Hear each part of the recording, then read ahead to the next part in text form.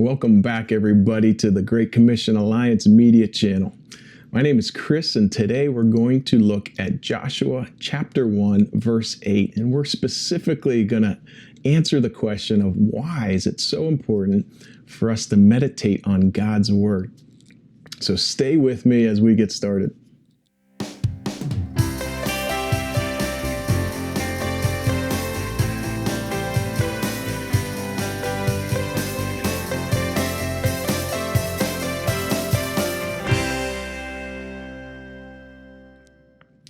So here we are, we're at Joshua chapter 1, verse 8, and I'm going to read it for us here now.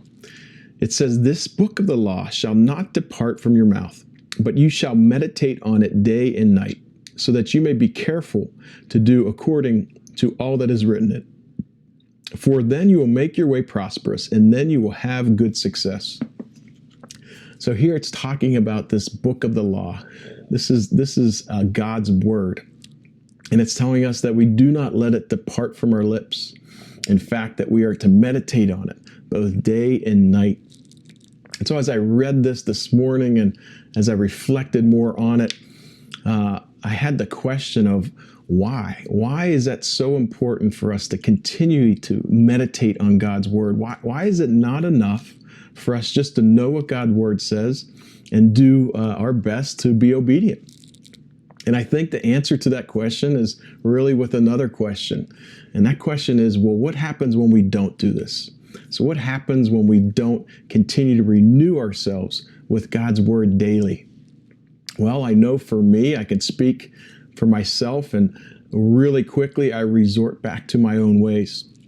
In fact, I just start to go back to trying to fill the desires of my flesh. And in fact, Paul says this is exactly what is going to happen. He says that there is a battle that is going on between both the flesh and the spirit. If we look at Galatians chapter 5, verse 17, it says, "For the flesh desires what is contrary to the spirit, and the spirit what is contrary to the flesh. They are in conflict with each other, so that you do not do whatever you want." So here he's telling us that that's exactly what's happening here. There is this battle that continues to go on. And the problem is that if we do nothing, our automatic default goes to the flesh. Like we have to be intentional to get in God's word in order to feed the spirit.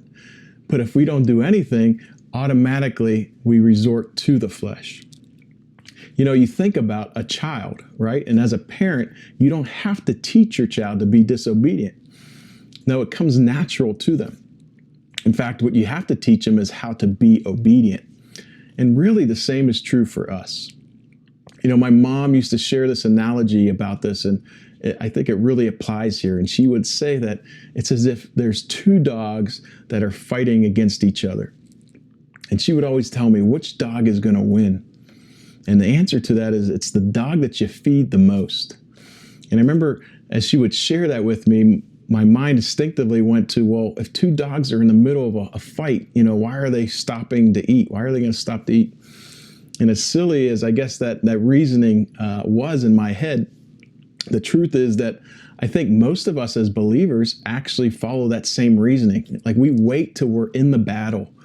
We're in the war, and then we go to feed the spirit. Then we go to God to worship him and to pray to him and to get in his word and reflect on it and stand on its promises. And the problem there is that we wait till that moment. We wait till we're on the defensive to do that. And the fact is, God's saying, don't wait till that. Do it now so that you are prepared for when those times come. We need to be on the offensive. You know, I played ice hockey growing up, and I had a really good coach. And I remember when we would face teams that were better than us, he would always tell us that our best defense is to have a good offense. And so our strategy for those games would be that we would keep the puck far in their zone for as much of the game as possible. Even if we weren't getting any shots on net, the fact is, as long as we kept it in their zone, they were unable to score on us. And the same is true here, is that we need to keep the puck in the enemy zone, don't we? We need to continue to be on the offensive and not on the defense. You know, as Paul talks in Ephesians chapter 6 about the armor of God that we are to put on, if you notice, all those pieces of armor are actually defensive pieces. But there's one piece of armor there that's on the offense, and that is the sword. And the sword is the word of truth. The sword is God's word. And so it tells us that that's how we stay on the offense. That's how we defeat the enemy. It's through God's word. And so, guys, I guess my encouragement for all of us here is that we continue to stay renewed into God's word. And I'm not just talking about a quiet time in the morning. I'm talking that we continue that throughout our day, that as we go through the rest of our day, that we reflect on it, that we speak it, that we continue to repeat it in our heads and on our lips, and that we meditate on it, that when we come home and we'll gather together as a family, that we actually share it and we talk about it, that when we lay in bed at night, that we continue to think on it and how does this apply into my life? That's what God is asking us to do. That is how we defeat the enemy. That is how we stay on the offensive. So guys, I hope this has been encouraging for you. And if you haven't yet, please subscribe to this channel and continue sharing it with other people in your life as we continue to put these videos out each and every day. And guys, thank you so much, and I look forward to seeing you next time.